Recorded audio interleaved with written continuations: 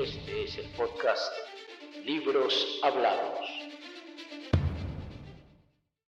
Bienvenidos al episodio 16 de Libros Hablados. Continuamos hoy con la quinta parte de La Bruja de Germán Castro Caicedo. Nos quedan unos 4 episodios para terminar este fantástico libro. Ya estoy trabajando algunas ideas para nuestra siguiente publicación, nuevamente a petición de uno de ustedes.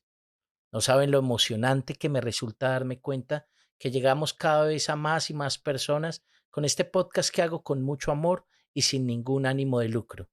Gracias de nuevo. Sin más preámbulos, continuemos con La Bruja, Coca, Política y Demonio. Quinta parte. Ahí tiene la bruja, mijo. ¡Opa! 7. Amanda. Siempre he vivido mi vida entre el pueblo y la ciudad. Un día estaba dictando clases y me dijeron con sorna, porque no lo creían cierto, que el gobernador me necesitaba en el teléfono. Efectivamente, lo escuché muy sereno. Dijo que me necesitaba en su despacho, pero que no fuera a dejar pasar el día sin verlo. Llegué allá después de las 2 de la tarde y me dijo con una sonrisa de malicia: el presidente de la República, que también es mi amigo personal, va a venir. Voy a presentártelo. ¿Cuándo? No lo sé. No lo sabe nadie. Te lo digo para que no vayas a perderte. El gobernador había nombrado como jefe de audiencias a Alegría, una mujer de unos 30, alta, rubia, las piernas elásticas, las corvas sólidas. Era hija de una de las familias principales de la región. Esta mujer usaba la mejor ropa, las mejores joyas, las mejores lociones y además era muy bella. Había terminado su carrera universitaria y gozaba de mando en la gobernación, y además tenía su noche aparte. Era más bruja que yo. Pienso que como para ella los hombres eran inalcanzables, a pesar de ser tan bella, buscó en la brujería la manera de atrapar a alguno, antes de buscar la noche perpetua. Mira, si te digo que durante el tiempo que ocupó el cargo utilizaba el carro oficial exclusivamente para que recorriéramos la región buscando brujos, queda todo explicado. Alegría me llevaba donde la gente dura. El primer brujo que conocí gracias a ella fue un tipo que vivía en un lugar llamado Las Cabañitas, pero para que ese brujo la atendiera, una debía llegar a las 4 de la mañana. Teníamos que ir vestidas de blanco y llevar unas manzanas rojas porque él trabajaba así. Luego de la primera sesión del día, nos citaba para las 12 de la noche, y mientras tanto nos enviaba a una farmacia en las zonas más deprimidas del centro de la ciudad, donde comprábamos esencias fuertes de muchas cosas. Esencias de flores como la amapola, que ablanda lo que toca, o de acanto, que también ablanda, de olmo, de ulmaría, de dulcamara, de aniceta, de cachún, de un afrodisiaco, de azufaifa, de azafrán bastardo o narciso de otoño, como le dicen algunos brujos, de betonica, de frajón espinoso, de mostaza de los frailes, de reponche de caballo. Nos hacía comprar cortezas y raíces de plantas como el beleño, que es un calmante, o el julepe, que es otro calmante. Nos hacía comprar agua de rabel, jarabe de ratania, hierbamora furiosa, leño de los enebros, aceite de crotón. En brujería dicen que todas esas cosas cambian sus propiedades cuando son rezadas y alumbradas y se convierten en sustancias mágicas, ¿me entendés? En esas farmacias conseguía uno las verdaderas esencias y el brujo las rezaba, hacía mezclas y cuando ya nosotras estábamos en ropa interior, nos hacía baños, masajes, ungüentos, vapores para aspirar y luego nos azotaba con una rama de yauda pacreca, que es la raíz de venado, según los indios muyanes de la selva amazónica, porque este brujo tenía a su maestro por allá para que salieran los espíritus malignos y entraran en nosotras todos los poderes que quisiéramos. Alegría lo que buscaba en su vida definitivamente era casarse. Ella tenía el dinero y el poder que le daba su clase social, pero le faltaba casarse. Era de malas en el amor. El brujo le decía que a ella la habían rezado para que su corazón fuera por siempre un ermitaño. Por esa época yo estaba pero súper enamorada de un señor que se llamaba Javier Henao. Lo primero que aquel brujo me dijo fue: para conquistarlo, usted no sé cómo va a hacer, pero tiene que ponerse unos pantaloncillos de ese hombre. Una tarde me fui para la casa de Javier, esperé la noche y cuando iban a llevarme a la mía, su mamá dijo que me quedara en aquella casa porque ya era tarde y las mujeres no debían salir a esas horas a la calle. Yo me quedé y él tenía que madrugar a estudiar. Javier, no tengo dinero, le dije, y él respondió, dejaré mis llaves, abre aquella alacena y sacas de ella el dinero que necesites. Por la mañana abrí la alacena, saqué un par de calzoncillos y me los puse. Recuerdo que tenía una falda ancha. Guardé mi ropa interior en la cartera y salí para la universidad. Entonces yo estaba estudiando licenciatura y pensando en lo que tenía puesto me reía sola. Hombre, y no sé por qué carajo, en plena clase, con el aula llena de gente, por Dios, la silla en que estaba sentada se fue hacia atrás y yo levanté las piernas en la caída y fui a parar al suelo y todo el mundo me vio los calzoncillos de Javier. Y después de la vergüenza, hombre, me llegó otro drama. ¿Drama? Una tragedia. Tenía que llevar aquellos calzoncillos conmigo 3 días continuos. Yo vivía entonces en casa de unos tíos y pensaba, ¿qué hago? Si lavo estos calzoncillos van a preguntarme por qué los tengo. Si no los lavo, van a oler mal. Si los dejo con mi ropa por la noche, puede entrar alguien a la habitación y verlos. Si los escondo debajo del colchón, pueden olvidárseme y cuando entren a hacer la cama pueden encontrarlos. Si los meto dentro de un paquete, ¿qué voy a hacer con esos calzoncillos? Si los acomodaba dentro del bolso, alguien podría abrirlo. Si me los ponía nuevamente, no. No podía hacerlo. Si los llevaba dentro de un bolsillo, no. No cabían en ningún bolsillo de ninguno de mis vestidos. Al mediodía conseguí que me prestaran un vestido de embarazo. Me lo puse, saqué los calzoncillos y claro, contra el pecho quedaban bien camuflados.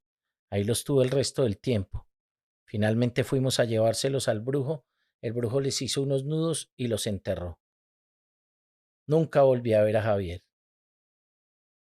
Casi simultáneamente con el cuento de los calzoncillos, aprendimos a enyerbar con alimentos. El maestro era un brujo llamado Jaime. A este hombre también había que buscarlo a las 5 de la mañana. Era un brujo joven, bien parecido. Tenía un horno microondas para cocinar y a su lado ollas, cazuelas, calderos, olletas, pailas, cacerolas y sartenes medianas y chicas, y cerca del horno un par de mesas con vasijas de vidrio refractario. Él manejaba todas sus estrategias a través de la comida. Allí aprendimos a trabajar con apio, espinacas, alcachofa, cosas verdes. Después hortalizas moradas, tallo de ruibarbo, remolacha, berenjena madura. Después amarillas, zanahoria, flores de calabaza, de pepino, de tomate. Después blancas, corazón de repollo, tallos de acelga, palmitos. Con eso se hacía toda la brujería que uno deseara. Por ejemplo, la sopa de espinaca y la salsa de espinaca son muy perseguidas. A esas les echaba siempre materiales como la estafisagaria y el nido de macuá, que no podía faltar en ningún conjuro, y las adobaba con oraciones satánicas, digo yo. En esa época, Alegría estaba enamorada de un exministro. Viajaba a verlo, se hacían fotografías con él. Al parecer lo amaba. Luego se enamoró de Lucho, un senador y gobernador de la región. Salieron mucho tiempo. Ella lo embrujó hasta donde quiso. Después de que embrujó a Lucho, conoció a Chepe, otro político. Para el matrimonio con Chepe tuvieron listo el vestido blanco, las tarjetas de invitación repartidas, pero 3 días antes de la ceremonia, él dijo que no. Desde cuando hablé con mi amigo el gobernador, habían pasado 2 semanas y comenzando la tercera, Alegría me dijo, Amanda, llegó una visita del Palacio Presidencial, vete con Juanita. Juanita es una amiga de mi grupo de juventud que nos acompañaba a todo. Alegría mandó el coche por nosotras, llegamos a su oficina y allí repitió, prepárate porque aquí está el jefe de protocolo del Palacio Presidencial conversando con el gobernador y quiere conocerte. Unos minutos después, el gobernador me presentó a un caballero con signos inequívocos, almidonado, sonrisa estudiada, modales ensayados al despertar, voz impostada, uñas esmaltadas, bigote y patillas teñidas y andar de reina de belleza que avanza con el cuello estirado ante el aliento de un monstruo peludo que le acaricia la nuca. El gobernador me dijo delante de aquel maniquí: Amanda, yo le he hablado de ti al presidente y el presidente quiere hablar contigo. Él viene esta noche y el jefe de protocolo está aquí para organizar su visita. Pero por favor, métete en la cabeza porque esto es muy delicado. No se trata de una visita oficial, sino de una visita privada. Y él lo único que pide es que consigamos unos músicos que toquen una cumbia llamada El Polvorete y luego hablar contigo. Esto, te digo, no es ninguna visita oficial. ¿Y yo qué hago con ese señor? Tú no tienes que hablar nada. Él es quien viene a hablar contigo. Es más, él desea saber cuánto debe pagarte. Nada, por favor, nada. Amanda, cóbrale, no seas boba. Cóbrale. Él no quiere nada gratis, él quiere pagarte. Unos minutos después, recuerdo que le dije a Juanita: sea como sea, hoy nos bailaremos al tal presidente de la República. Esperamos allí un par de horas y cuando Maniquí anunció por un radioteléfono que ya, nos fuimos a Alegría, Juanita y yo, para el Gran Hotel. Allí encontramos en un salón reservado a Maniquí, al presidente y al gobernador. El presidente se puso de pie, me lo presentaron. Yo llegué muy boba, toda la vida me he comido las uñas. Sentí susto en mis adentros porque carajo, ¿cuándo me había sentado al lado de un presidente? Y además solos. El gobernador le dijo: presidente, ella es, te la presento. El señor me dio la mano, acercó una silla y me senté a su lado, y cuando aún no me había recuperado, dijo: noble y generosa amiga, ¿con qué es usted? Evidentemente yo tenía mucho interés en conocerla. El gobernador le había dicho que podía hablar conmigo sin miedo porque yo era de su entera confianza, pero sin embargo, por lo menos en estos primeros minutos, el presidente me pareció discreto, tal vez temeroso, tal vez cuidándose mucho. Parecía estar a la defensiva. El gobernador dijo: hemos hablado mucho con el presidente y hoy lo que más nos interesa son la vida y el futuro de nuestros hijos. Deseamos casarlos. Me quedé esperando a que el otro hablara, pero el otro no decía nada. Todavía me miraba a los ojos, como con miedo, tal vez tratando de medir mi actitud, mis reacciones. Luego de una pequeña pausa, por fin me dijo que no había sido feliz en su matrimonio y me contó pasajes que lo mostraban como un hombre triste. Para él, su hija era lo más entrañable. La quería por sobre todo, pues según lo dijo, estaba ligada a su vida pública, y él vivía convencido de que parte del éxito de su carrera se lo debía a ella. El gobernador dijo: nosotros tenemos un plan y yo estoy dispuesto a pagar lo que sea. Pide lo que quieras, pero ayúdanos a casar a nuestros hijos. Cuando el presidente bebe un poco, empieza a soltar más, pero sin tragos. Ese día me pareció tímido. De todas maneras, como a los 4 tragos, les pedí que me trajeran las fotografías de sus hijos y el presidente me dijo que él tenía a una persona de confianza, su jefe de protocolo, con el que me iba a mandar lo que yo pidiera. El gobernador, que ya estaba también alegre, me dijo: nosotros tenemos 2 planes.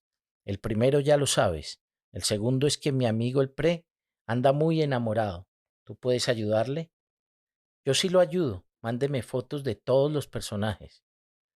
El presidente dijo que sí estaba enamorado y me preguntó si yo podía ir a la capital del país. Le dije que bueno, pero que lo correcto era que primero me mandara las fotos de la gente que teníamos que brujear, luego algunos otros objetos y después de que todo estuviera preparado, entonces sí, viajar a la capital del país. Tomé los nombres de los hijos y el de su nuevo amor, los copié y luego aceptó contarme, por ejemplo, qué le gustaba comer a la hija, qué perfumes prefería, qué colores, y luego hablamos un poco de su amor, generalidades, para yo empezar a preparar mis 2 trabajos. El gobernador me entregó allí mismo la fotografía de su hijo y después de todo aquello bailamos. A esa altura, 1,5 botellas de whisky, el presidente me pareció encantador. No era la máscara inexpresiva que se asomaba a la televisión, sino un ser descomplicado, chévere, parrandero, y yo creo que sano y bonachón. Recuerdo que me preguntó qué deseaba hacer cuando fuera a la capital del país y yo le dije que en mi vida había un deseo enorme, conocer la tumba del general Rojas Pinilla. Él sonrió, dijo que le pidiera algo más importante y yo le contesté, es que lo único que deseo es conocer la tumba del general Rojas. Se rió nuevamente, pero por fin aceptó y dijo, noble y poderosa amiga, y yo lo único que quiero es que usted entre al palacio y me ayude a ser feliz. Dije que sí. Esa noche en medio de la rumba le adiviné la suerte al pre, se la adiviné al maniquí y se la adiviné al gobernador, cada uno aparte. Al presidente le llevaron un trío de músicos y bailamos el polvorete y cuando se le agotó el repertorio al trío y el presidente se animó de verdad, nos fuimos a la discoteca del hotel y allí terminamos la rumba. 3 días después me llamaron de Palacio a la secretaría del colegio y comenzó una época de burla porque creían que yo estaba montando alguna fantasía. Pues bien, el que me llamaba era Maniquí para decirme que reclamara unos billetes de avión, pues debía viajar con alegría, temprano al día siguiente. Él nos estaría esperando en el aeropuerto de la capital.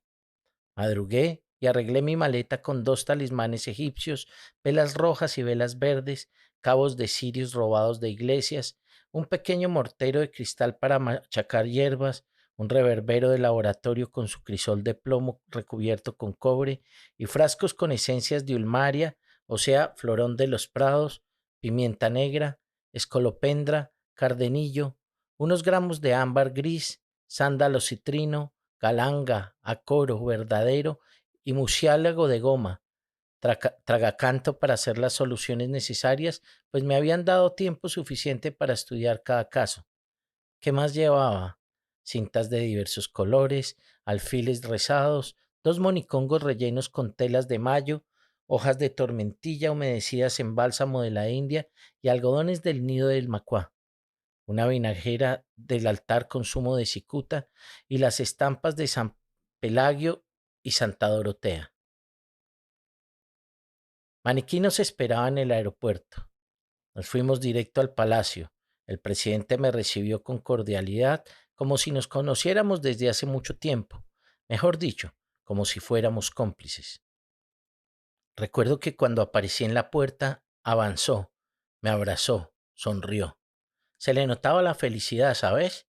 Cuando nos sentamos, él se quitó el lazo del cuello, se desabotonó el chaleco, cambió los anteojos por unos menos gruesos que los que llevaba encima y se estiró en el sillón. Estaba desinhibido, tranquilo. Ese día dijo que no podía atender a nadie, se encontraba indispuesto y por tanto canceló todas sus citas. Le dije que era necesario barrer a las 12 del día con una escoba nueva, tanto el despacho como su alcoba. Luego yo tendría que ir a conseguir agua bendita en 3 iglesias diferentes. Le ordenó a Maniquí que trajeran las escobas. Llegaron pronto. Luego él, Alegría y yo fuimos en un coche de palacio a una primera iglesia. En una ánfora de plata tomamos agua bendita. En una plaza de mercado compré ciertas hierbas que hacían falta y más adelante entramos a otra iglesia, pero había un servicio de difuntos. Esperamos a que rezaran la letanía final y cuando se fue el último doliente, tomamos el agua.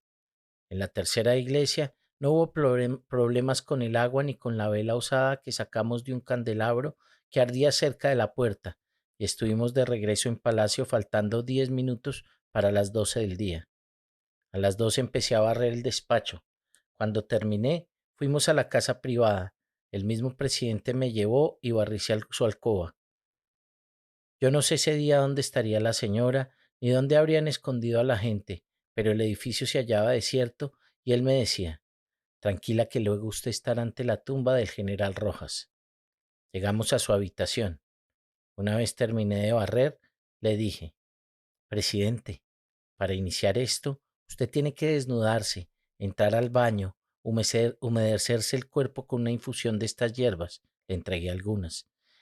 Y mientras se seca, debe decir estas oraciones. Y le alcancé un par de hojas escritas con mi letra. Él llamó a una señora, ella tomó las hierbas y se las llevó para hervirlas. Él tenía que echarse las aguas en todo el cuerpo y quedarse allí un buen tiempo, al cabo del cual podría vestirse, pero nada de toallas. En tanto, Alegría y yo esperábamos en una pequeña sala que antecede a la alcoba matrimonial. En el baño de la primera dama había lociones increíbles. Mi debilidad han sido las lociones, de manera que aproveché para untarme cuanto pude y confieso que fue tan grande mi tentación que cambié una muy fina por una loción mía. Luego almorzamos en el mismo despacho con él. Nos llevaron lasaña, pan, ensalada verde y zumo de piña. El presidente se había cambiado de ropa y parecía fresco y feliz.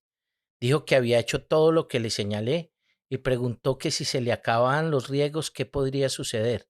Y yo le expliqué que le durarían unos 15 días y que cuando se acabaran debía enviar por más. Una vez terminamos, fui con Maniquí a visitar el mausoleo del caudillo.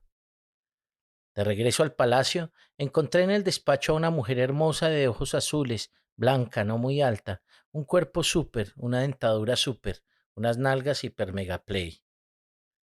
El presidente contó que era la esposa de un militar y me pidió que la ayudara porque sus relaciones con el marido andaban mal. La señora habló de sus tristezas y luego me dijo que quería que yo conociera a una amiga suya, cruz del cariño de otro general que se creía incapaz de vivir para contar su calvario. Esa segunda señora llegó al despacho a las 4 de la tarde. Tenía un gesto de sacrificio y lástima de sí misma a pesar de su hermosura, más alta y con más curvas que la anterior, y una voz solitaria que no alcanzaba a disimular la angustia engarzada en todas las ramificaciones de sus nervios. Había sido reina de algo. Las atendía allí en el mismo despacho, mientras el presidente, sentado al lado de su escritorio, copiaba con su propia letra el texto de las oraciones que le llevé. A las señoras les dije qué debían hacer por las noches con sus maridos, cómo manejar las lociones de leño de aloes, sándalo rojo, marfil calcinado, ajenjo y maciz. Les aconsejé conseguir la imagen de San Marcos de León y frente a ella rezar ciertas oraciones para domar a sus generalotes. En otras ocasiones debían echarles esencia del nido de macuá y cuando ellos llegaran enojados era necesario mirarlos con fijeza a los ojos y repetir con la mente esta oración y esta otra y después rematar con el Padre Nuestro al revés. Atardeció y el presidente dijo que nos fuéramos con ellas. Él volvería a comunicarse conmigo nuevamente. Ese fue el comienzo de una serie de viajes que hice a la capital de la República para atenderlo y de otros que él hizo a la ciudad para verme. 8. Ahora sola andaba por las calles de Fredonia como una dama antigua. Ya había empezado a vestirse con trajes largos, ya hablaba de tú, todas las criticábamos, pero todos de alguna manera nos inclinábamos ante ella.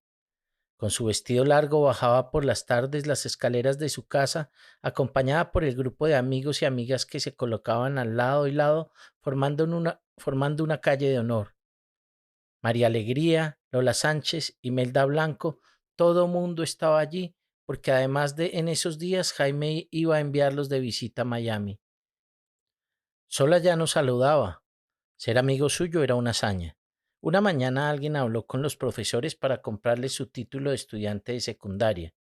Hacían grandes ofertas para que la niña no tuviera que volver al liceo, y cuando el rector supo que estábamos escuchando aquellas propuestas, prendió en ira. Desde luego nosotros no íbamos a pactar semejante bestialidad.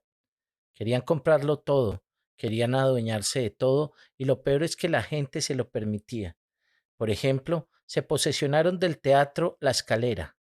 Jaime trajo pintores a hacer cuadros de los personajes típicos del pueblo y trajo poetas que le hicieron versos a él y a la región. Uno de ellos fue el Bate Londoño. Hernando Londoño es un hombre conocido y de prestigio en la región, especialmente por sus conferencias de relaciones humanas. No recuerdo por qué llegó un buen día al pueblo, pero lo cierto es que lo encontré con otro intelectual sentado en una de las heladerías del atrio. Pasábamos por allí Juanita y yo, contestamos el saludo y terminamos en su mesa toda la tarde. Antes de irse, nos dieron la dirección en la ciudad y a partir de aquel día, cuando viajábamos, visitábamos al Bate y asistíamos a tertulias con un agente especial. Mucho después, yo no sé por qué estaba hablando del Bate y Jaime Buy les dijo, Amanda, le haré un regalo en dinero si me lleva a conocer al maestro Londoño. Hablé con el poeta y unos días más tarde le llevé a Jaime Builes. Se conocieron y a partir de ese momento el poeta era invitado especial a cualquier acontecimiento. La coronación de la reina de la normal, la de la reina del deseo, la de la reina de las fiestas del café. Mejor dicho, fue el poeta de bolsillo de Jaime. Él le hizo un poema a Builes, otro a Sola, otro al pueblo y otro al caballo que bailaba paso doble. Entonces, contagiado tal vez por la onda romántica del bate y viendo que Lucindo no tiraba la toalla en la vigilancia de Sola, Jaime anunció que se casaba. Fernando Fernández. Cuando Jaime dijo, voy a casarme, me sorprendí, porque nunca, en los 3 años que habían corrido desde lo de la serenata y el carro azul, yo nunca los había visto conversando. Únicamente era regalo va y regalo cruza, regalo va y regalo cruza, pero decir que uno los vio sentados conversando, pues no es exacto. Él sí la invitaba a las mejores boutiques de la ciudad, donde ella escogía su ropa, la llevaba a los mejores restaurantes, algunos espectáculos, pero siempre iban con la comitiva de amigos y de damas de compañía de la muchacha, de manera que, ¿a qué hora se conocieron? Amanda. En aquellas semanas que transcurrieron entre el chisme y la boda, la tensión en el pueblo fue tenaz, porque no había casa en la que no esperaran al mensajero con las esquelas de invitación, y cuando el mensajero llegaba, por fin la gente sentía que podía respirar tranquila, y cuando no llegaba, se sentían humillados. De todas maneras, una vez repuestos del golpe, los que no habían sido escogidos se olvidaban de aquello llamado dignidad y se iban a pedir que los invitaran. Las tarjetas eran individuales. Los escogidos recibían cada uno una esquela. No ponían Pedro, señora e hijos, sino mandaban una para Pedro, otra para la señora y una para cada uno de los hijos. El matrimonio fue en la iglesia de Santa Teresa, en la ciudad, pero hasta allá fueron solo algunos de manera que la mayoría se vino a la casa de la hacienda. Yo entiendo que él apresuró el matrimonio porque quería hacer muchos viajes con Sola y como Lucindo la cuidaba y la controlaba tanto, Jaime no tuvo más remedio que echarse al agua. Esa guerra la ganó Lucindo. Pero apresurado o no, la preparación del matrimonio fue toda una empresa. Había que organizar a las damas de honor, había que escoger y ordenar el traje de la novia en los Estados Unidos y ella debía ir allá para que le tomaran las medidas y le hicieran pruebas y todas esas cosas. La novia y las damas de honor y unas señoras de confianza de Lucindo fueron a Miami un par de veces. Mira una cosa, solo la ropa interior de la novia y de las damas de honor costaron una fortuna. El atuendo de la novia y de las damas de honor fue traído de Miami. Una de las organizadoras decía que la magia estaba en dejar a la novia envuelta en sedas, tules y satines blancos. La idea era que cuando sola entrara a la iglesia se repitiera el cuento de Cenicienta y los invitados vieran a una mujer que iluminaba o algo así. Creo que estas ideas las escribió el Bate Londoño en una carta que le mandó a Jaime antes del dulce suicidio. De todas maneras, aunque el matrimonio fue en una iglesia pequeña, cuando le dieron a escoger, sola dijo que quería un traje con lo que llaman cola de catedral, es decir, que arrastrara unos 2 metros. Al parecer, ella se lo contó a Jaime cuando regresó del primer viaje y él dijo, ¿2 metros? No, que sean 3. Y lo mandaron a hacer con cola de 3 metros, pero tipo capa, saliendo de los hombros. Y cuando una de las señoras le explicó que había diferentes clases de velos, uno que cayera hasta los hombros, otro que hasta los codos, otro hasta... Jaime dijo, ¿y cuál es el más costoso? La señora sonrió y le explicó que el más largo, pero que eso debía ir de acuerdo con la estatura. Que hagan esa joda tan larga como la cola, dijo. Fue necesario llamar a Miami y repetir los designios del capo y de allá preguntaron si lo hacían doble o sencillo, rizado o salpicado de perlas o de lentejuelas nacaradas, y Jaime dijo, perlas. Hicieron un traje recamado de perlas y los gringos le pusieron perlas hasta en los 10 pares de ligas que pidieron para que sola se las regalara a los solteros durante la fiesta y perlas en la corona y perlas en todo. Pero también la novia y su séquito Debían ir 2 veces cada semana a la casa de la señora que estaba organizando el espectáculo para que les enseñara la forma como debían entrar a la iglesia, cómo debían salir de allí, cómo debían sentarse, cómo debían caminar, cómo debían mirar, cómo debían recibir a la gente, cómo tenían que comportarse con los novios. El día de la boda, el rebaño con trajes y vestidos crujientes por el almidón parecía una comparsa de carnaval. Las damas de honor y las damitas vestidas de colores pastel y los pajecitos, que no fueron dos como en cualquier matrimonio, sino 6, estaban vestidos con pantalones de terciopelo y zapatos de charol, pero sus chaquetas eran de charros mexicanos como le gustaba a Jaime. Cuando le explicaron a Willes cómo debía ordenar el arreglo de la iglesia, pidió que pusieran más elementos de los que acostumbraban los blancos de la ciudad. Entonces ya no hubo un solo arreglo de flores al pie del altar, sino 4, además de ramos y cintas, no solo en el altar, sino en todos los escaños y en los candelabros, y para hacerle caso al novio, armaron arcos con cintas y guirnaldas a lo largo del recorrido. En las primeras horas de la tarde, antes de los novios, llegó en un coche un fardo de rosas maduras para que los pajecitos fueran regando pétalos a medida que avanzaba el cortejo. Y en el mismo vehículo trajeron un saco con arroz para que los invitados se lanzaran a los novios. Luego, al entrar a la finca, ya no fue un fardo de rosas sino 3, y ya no fue un saco de arroz sino 2. Ese día, Sola se acordó de sus compañeros de clase y los invitó a todos. Los muchachos estaban ya en quinto grado de secundaria y quedaron dentro del grupo que no iría a la ciudad. A cambio, ocuparon uno de los autobuses que transportaban a la gente desde la plaza del pueblo y la hacienda de Builes.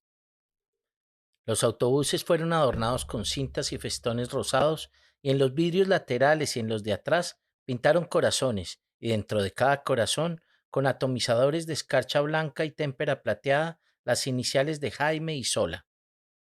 Adelante iba el caballo, que bailaba a paso doble, montado por un jinete que trajeron de fuera. Detrás el lando, detrás una carroza con el mariachi tocando el rey, detrás otra carroza con una de las orquestas, luego otra con los centuriones romanos que iban a hacerle guardia de honor a Jaime y a Sola cuando llegaran a la hacienda. Un automóvil llevaba un ramo gigantesco de flores blancas y rosadas.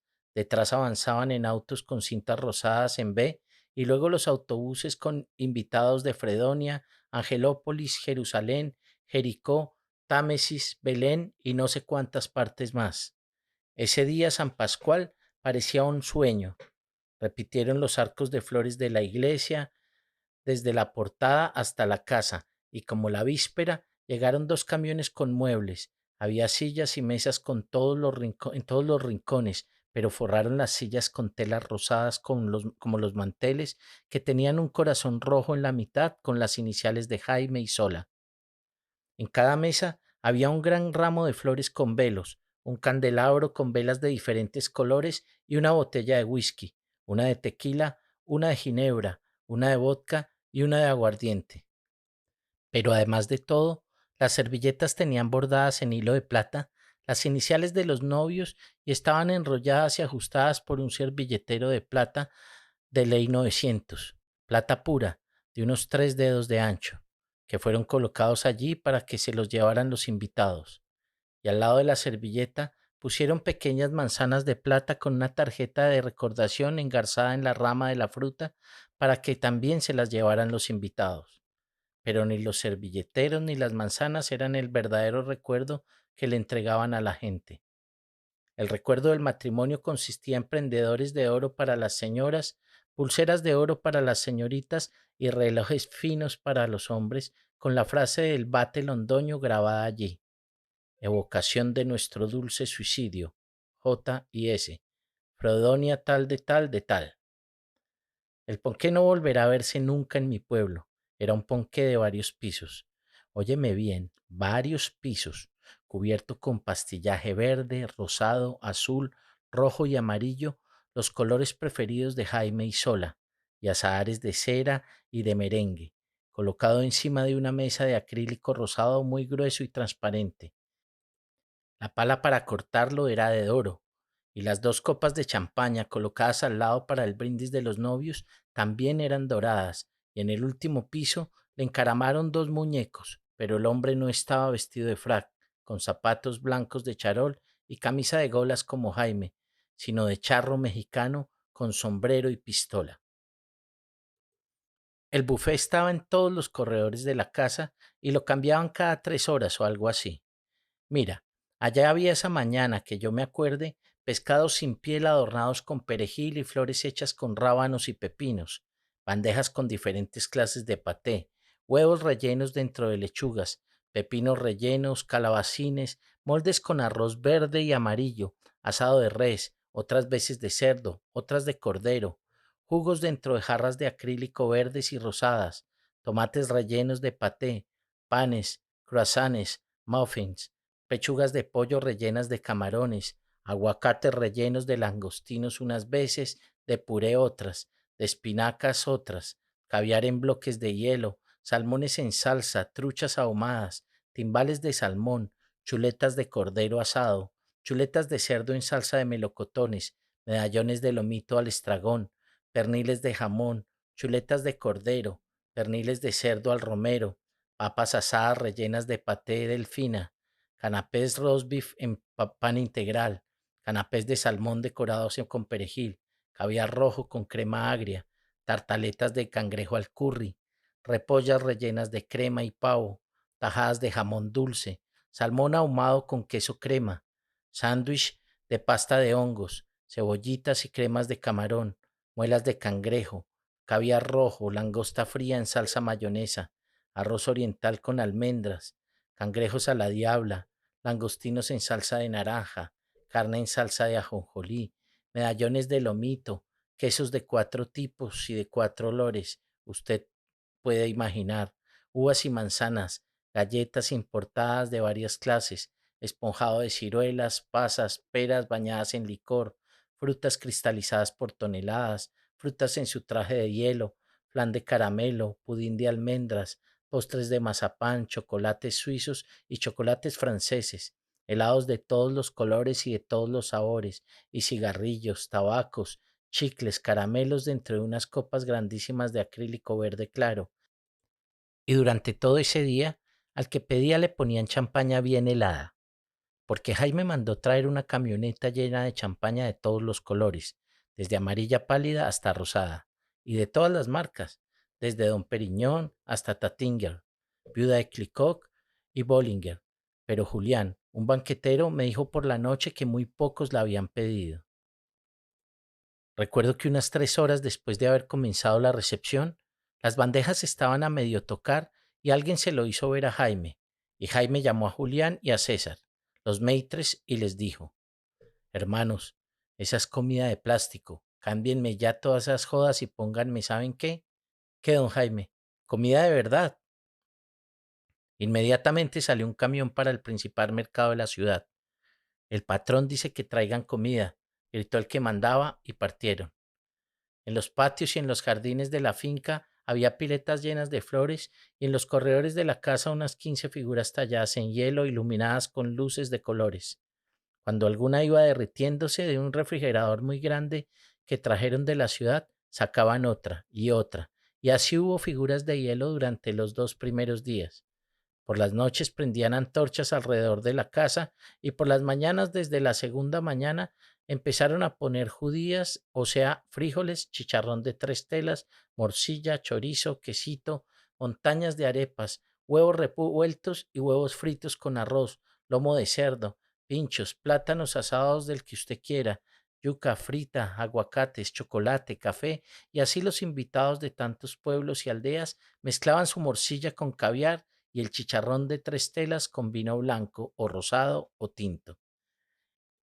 Y en ese guayao o cruda o resaca o como usted quiera decirle, bebían desde champaña hasta cerveza pilsen y el que quería guarapo, pues le daban del que traían del trapiche de caña en un tonel de 50 galones.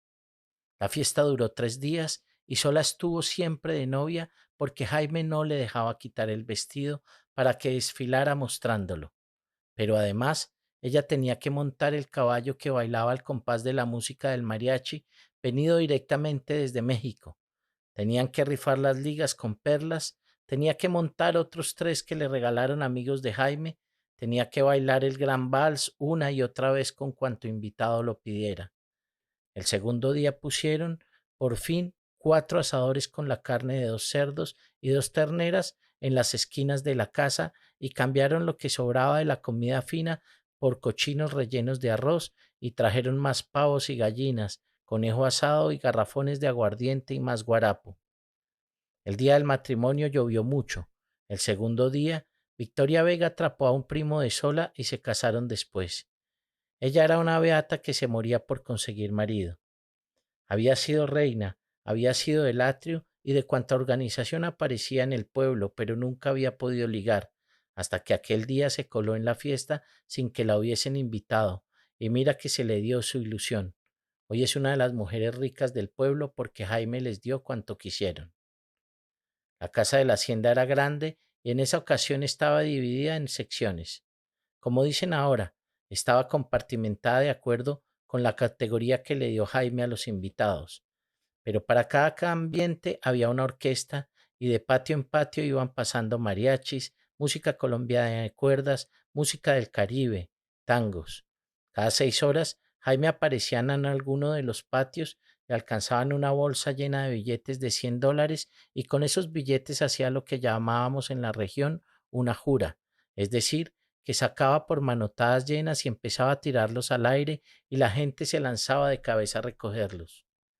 Y además rifaron desde el aparato de radio más pequeño hasta el VHS más sofisticado, televisores, licuadoras, refrigeradores, 6 automóviles, relojes de oro, plumas de oro, equipos de sonido, lavadoras eléctricas, secadoras, aspiradoras, 4 potros finos y 4 terneros importados, sillas de montar hechas en México.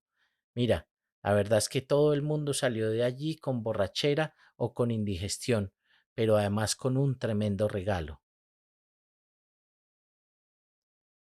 9. Hice muchos viajes a la capital del país para atender al presidente que cada día estaba más enamorado.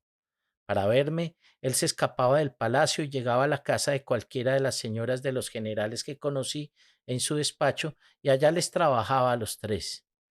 La enyerbada duró varios meses y si yo no iba a la capital, el señor venía a nuestra ciudad o nos comunicábamos por teléfono con mucha frecuencia. Recuerdo que el presidente algunas veces llamaba al colegio y en el colegio se burlaban de mí cuando escuchaban que era del Palacio Presidencial. Siempre hablaba primero maniquí y luego escuchaba la voz nasal del presidente. Otras veces me llamaban por la noche a la casa para consultarme qué debía hacer o a pedirme que repitiera algunas oraciones que no había logrado memorizar. Nos comunicábamos tanto que, por ejemplo, un miércoles llamó por la noche y me dijo: Noble y generosa amiga, se me acabaron los elixires. Presidente, ¿qué hago? Arrégremelos. Mañana irá por ellos el jefe de protocolo. Esa noche preparé las hierbas, llené varias botellas y las metí dentro de una caja de cartón. Luego aseguré la caja con una cuerda y así, de cuerda y caja de cartón, la mañana siguiente salió de mi casa el jefe de protocolo del Palacio Presidencial. Pero esa misma tarde el presidente me llamó al colegio. Como las botellas no iban marcadas, quería saber de cuál líquido se echaba primero y cuál después, a qué hora debían decirse las oraciones, cómo debía orientar el cuerpo para conjurar. Esa vez su interés era librarse de los enemigos, tener más dinero, vivir bien. Las botellas con caja de cartón y con cuerda habían llegado a Palacio. Luego siguieron viajes continuos del presidente a nuestra ciudad, siempre en visita no oficial. A mí me contactaba Alegría. Amanda, llamaron de Palacio, te recogeremos a las 7. Los encuentros eran en el Gran Hotel, unas veces en el salón especial, otras en un comedor reservado. En esa época yo estaba dedicada al gobernador, al presidente y a sus familiares, y entre enyerbaba y enyerbada, pues seguían las parrandas, el trío continuaba tocando el polvorete y después venía el baile de la discoteca hasta la madrugada. Siempre visitas nocturnas. Yo les daba aguas y sahumerios para que el uno le echara al hijo y el otro a la hija. Y más baile. Dolores estaba en la sintonía de maniquí y Alegría se bailaba al pre. Las cosas avanzaban y como siempre Una noche el presidente me llamó a Porte y me dijo que definitivamente él estaba muy enamorado y que en ese momento se acordaba de la filosofía del presidente Kennedy. Hay que vivir intensamente. Que él tenía que cuidar su figura, su posición, su vida ante los demás, pero que tampoco podía descuidar su corazón. Que lo entendiera, que estaban pasando los años y pronto iba a acabarse su poder y entonces se convertiría en un expresidente de la República y que por eso debía hacer con rapidez lo que estaba proyectando. Le dije que me trajera otra fotografía de su amor y luego la trajo y yo se la trabajé con mucho cuidado. Un viernes la metí en bálsamo de la India, la dejé trasnochar, le eché ámbar gris, cantárida hacia almizcle, y el sábado la puse al sol, le eché esencia del nido de pájaro macuá, el domingo la recé las veces que era necesario, la alumbré. Bueno, se me fue toda la semana en ese trabajo, y a la semana siguiente se la entregué para que la llevara siempre consigo, y además le escribí los sortilegios que él tenía que decir en determinados momentos y a determinadas horas. Unas semanas después el presidente me llamó y me dijo que le estaba yendo muy bien con aquella dama, que ahora salían los dos. Él se enamoró perdidamente de esa señora. Los rezos cambiaban según las cosas iban tomando su rumbo. Eran rezos distintos según el santo que llamáramos para que nos ayudara. A él esa vez, que me acuerde, le ayudaron San Pablo Ermitaño, Santa Polonia, San Quirce y su madre Santa Julita y el campeón de todos, San Benito. Recuerdo que este hombre le regaló alguna vez una perla gris a la señora. Esa se la trabajé yo. Tuve que estudiar mucho. Estudiaba noches y días enteros en los libros que Jesús Posada me había traído de diferentes partes del mundo. Después el presidente le regaló una cadena y esa cadena también se la arreglé. Un día las cábalas me dijeron que el hijo del gobernador tenía que comprar un regalo para la hija del presidente y la hija del presidente un regalo para el hijo del gobernador, pero quienes los compraron fueron los señores y luego me los mandaron para que los embrujara. Al muchacho le regalaron una camisa y a ella una pulsera. Como te contaba, unas veces iba yo a la capital, otras el señor venía a nuestra ciudad, porque como era parrandero y desabrochado, cada viaje lo terminábamos con una rumbita, pero sana, ¿me entendés? Como a los 3 meses de mi primer viaje a la capital, recuerdo que quienes vinieron por más bebedizos fueron las señoras de los generales. Después de tanta locura, imagínate cómo serían mis relaciones con el gobernador. Por ejemplo, yo le decía, necesito que me des otro camión para la acción comunal. Necesito que condecoremos a la profesora fulana de tal, porque eso nos trae votos. De acuerdo. Se iba al gabinete gubernamental a condecorar a la profesora.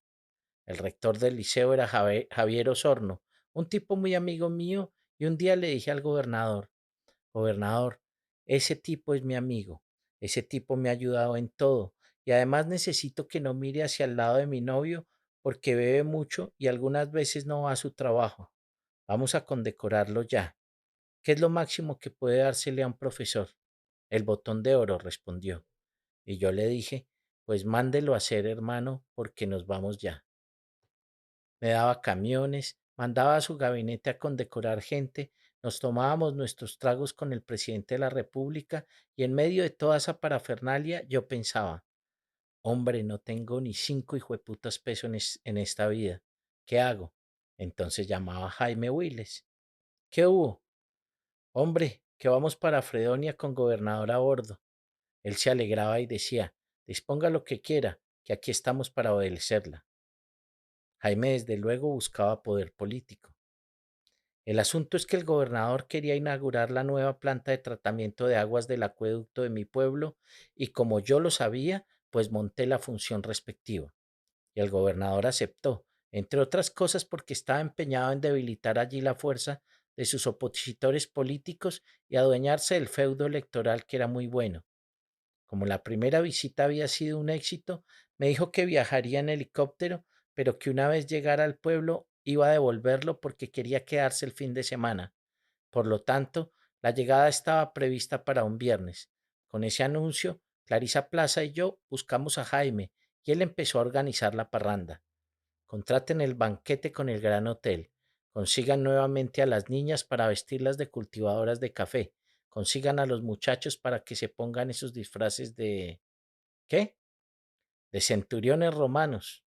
Sí, de esa joda. Contraten los juegos pirotécnicos, pero mayores que la de la vez pasada. La música, la cabalgata y el resto de las cosas las conseguiría su gente y para terminar anunció que los 3 días que duraría aquella rumba aparcaría automóviles frente al atrio para que estuvieran a disposición de las personas que bajaran a la casa de su hacienda.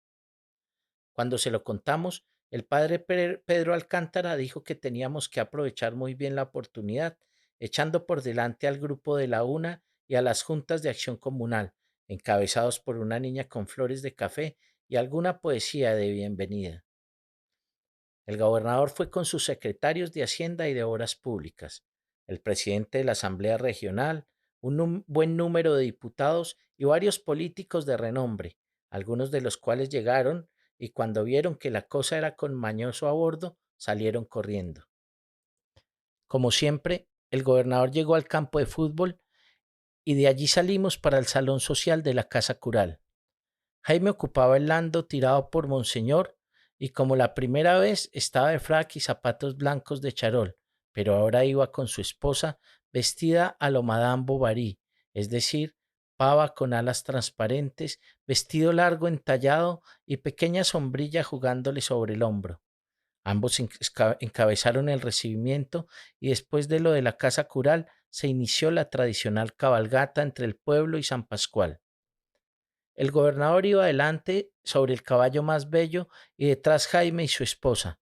Lo demás fue como siempre, calle de honor de las niñas cultivadoras de café entre el portal y la casa principal, calle de honor de los centuriones de la joda esa, más adentro lluvia de flores al paso del mandatario, el presidente de la Asamblea Regional, los políticos de renombre, los secretarios del despacho, los diputados, los concejales, los blancos del pueblo y adentro Diana tocada por el mariachi, fanfarria de las diferentes orquestas y los himnos del país, de la región y de mi pueblo por los conjuntos de música del campo, música colombiana de cuerdas y conjunto de tangos. Esta vez el gobernador se volvió a emocionar y durante el primer brindis con champaña, antes de apearse, prometió remodelar el asilo de ancianos, el hospital y la planta de teléfonos. En el segundo, ya dentro de la casa, ofreció la reparación de algunas escuelas y colegios. Después del tercero, como a las 4 de la tarde, dijo que iba a ampliar la Casa de la Cultura y el teatro. Y en el quinto, con más champaña, y hacia las 6:30, promovió la fundación de la Sociedad de Mejoras Públicas, que quedó conformada por los blancos del pueblo que se pasaron a su bando político, pero esta vez con un ingrediente distinto. Jaime, Sola y Lucindo encabezaban la lista. Jaime no habló, pero respondió regalándoles a los visitantes lociones importadas y nuevamente algunas plumas y bolígrafos de oro marcados con la fecha. Muchas de las promesas del gobernador se cumplieron más tarde. Estrategia política. A partir de allí, la fiesta fue total. Comida, trago, baile. El gobernador pasó de largo y regresó a la ciudad en un automóvil que Jaime había puesto a su disposición cuando comenzaba a amanecer el domingo. Ahí tiene la bruja, mijo. ¡Opa! Gracias por llegar hasta aquí. Espera la sexta parte de La Bruja en nuestro siguiente episodio. Nuestra audiencia en YouTube ha venido creciendo también y por eso les quiero pedir a quienes nos oyen en esa plataforma que les den me gusta si les gustó. Déjanos también tus comentarios y peticiones a libroshabladosfp@gmail.com o en la caja de comentarios de la plataforma en donde nos estés escuchando. Nos encuentras en Spotify, Apple Podcasts, YouTube y Amazon Music, entre otras. Soy Johan Gualtero, transmitiendo desde la no siempre fría Canadá. Gracias por escucharnos.